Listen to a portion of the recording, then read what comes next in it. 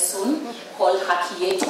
Haki Yetu is about, and I think she'll go into the depth of what Haki Yetu will be doing, but basically, in brief, it's just a study that will be looking at investigating the barriers to accessing justice for sexual and gender-based violence survivors.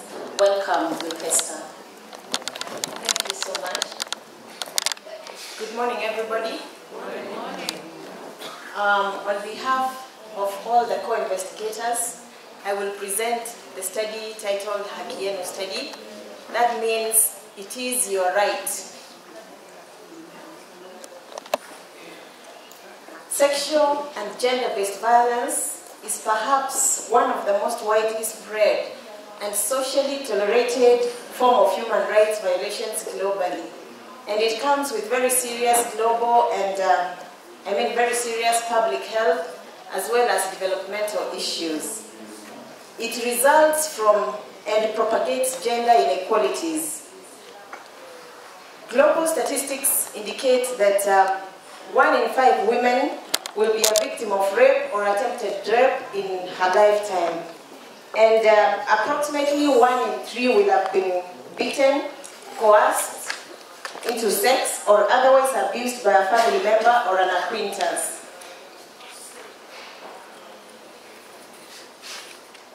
Hundreds and thousands of women and children are trafficked and enslaved yearly, and millions of them are subjected to harmful cultural practices such as FGM, forced early marriages, and others. So this kind of violence kills and disables as many women aged 15 to 44 years as does cancer.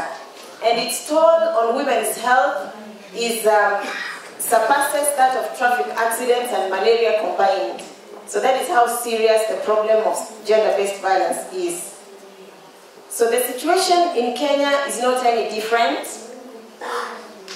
Recent national, and international reports indicate that sexual and gender-based violence is widespread in Kenya. And a report by the Nairobi Women's Hospital indicated that 1 person is raped every half an hour in Kenya. And according to the KDHS, the most recent, approximately 1/3 of women have suffered violence at some point since they were aged 15. And that 1 in 5 have experienced sexual violence, and also that 12% of women reported that their first sexual encounter was forced against their will. At the GBVRC, the center that we have at the Coast Province General Hospital, we've already been given the statistics. We see approximately 50 persons defiled or raped or otherwise abused per month. And we must realize, however, that whatever statistics that we have presented do not exactly represent the magnitude of the problem due to underreporting. According to the UNAIDS report, only about 40% cases are reported to anyone at all, and just about 12% to anyone in authority for any form of action to be taken. So although there has been increasing acceptance of SGBV as a crime under both national and international law, many survivors in Kenya still encounter several barriers in trying to access justice. This can be partly attributed to the challenges that still exist in trying to implement the Sexual Offences Act 2006, coupled with gaps in the medical provision and psychosocial and legal services provision. So this current study, Haki Yenu, recognizes that apart from the right to access free and prompt, appropriate, and adequate acute medical and psychosocial services, the SGBV survivors also deserve to be treated with dignity and respect, and they also need to see their offenders brought to justice. So a comprehensive framework for responding to and preventing SGBV includes understanding the barriers to accessing services as well as hindrances in systematic coordination between the community, the legal sector, and medical services. It also requires a comprehensive and functioning set of policies, legislations, institutions, programs to effectively respond to the needs of survivors. So highlighting the challenges in accessing justice will thus be central towards developing this kind of policies and intervention programs that enhance better access to a comprehensive package of healthcare and legal justice for survivors of sexual and gender-based violence. And exactly that will be the focus of this study, to highlight the challenges to accessing justice by survivors of sexual and gender-based violence. So the broad objective for this study will be to contribute to improved access to justice for survivors of sexual and gender-based violence in Mombasa, Kenya.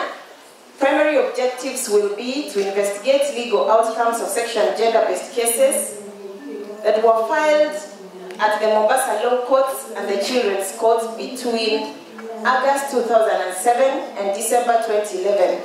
We shall also be investigating the reasons for successful or failed prosecution of SGBV cases that were filed at the Mombasa Law Courts and the Children's Court within that same period, August 2007 and December 2011.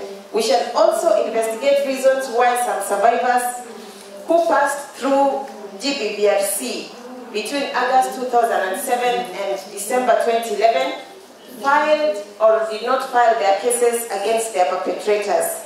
So the secondary objectives will be to explore strategies for strengthening referrals from the community and between the medical and legal service providers. We shall also be generating baseline data on legal follow-up of the sexual gender-based violence cases. And we shall also, in this study, evaluate the quality of services that we are offering at the GBVRC. So we shall be asking the following questions. What are the obstacles surrounding reporting and pursuing legal justice of SGBV incidents among survivors of SGBV? And what are the reasons behind success or failure of a court case for a survivor? What are the determinants of access to medical and legal services for a survivor? And how can we strengthen linkages between community and the medical legal services for survivors of SGBV? So this is a retrospective observational analysis that will be conducted in Mombasa County over a period of about 6 months. The study will be combining both qualitative and quantitative methods, and will have four distinct components. First, we shall review and analyze 100 sexual offences cases that were filed and concluded at the Mombasa Law Courts and the Children's Courts. These cases will be selected through proportionate sampling by nature of offence, defilement, rape, attempted defilement, incest, or sexual assault. And we shall mainly focus on that period from the time we set up the GBVRC in August 2007 to December 2011. So we shall focus on cases that were presented within that period. The next component will be to conduct structured interviews with 347 survivors out of the 2,646 survivors that had been seen at the GBVRC between August 2007 and December 2011.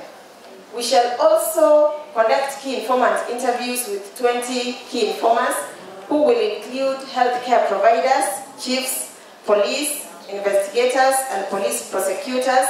We shall also interview magistrates, government, chemist analysts, and women leaders, among others. And finally, we shall interview 20 survivors who presented their case in court and the 20 others who didn't present their matter in court.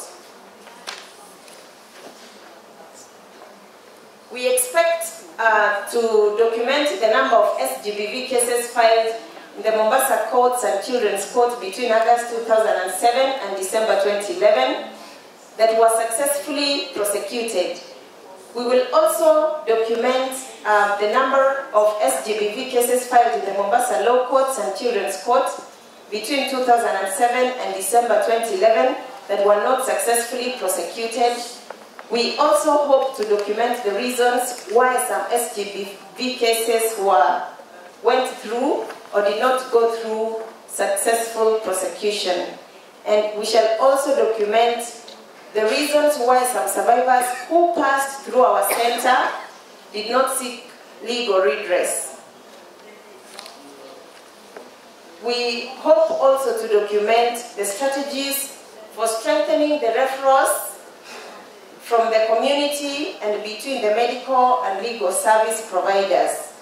We will hope also to document survivors' perception of justice versus the criminal justice system and the survivor satisfaction with the sentences meted to persons found guilty of sexual violence. And finally, we hope to come up with policy recommendations in legislation, court procedures, community involvement, effective prosecution, realistic and targeted information for survivors of SGBV, advocacy information for groups on protection of survivors, and also objective information for the media.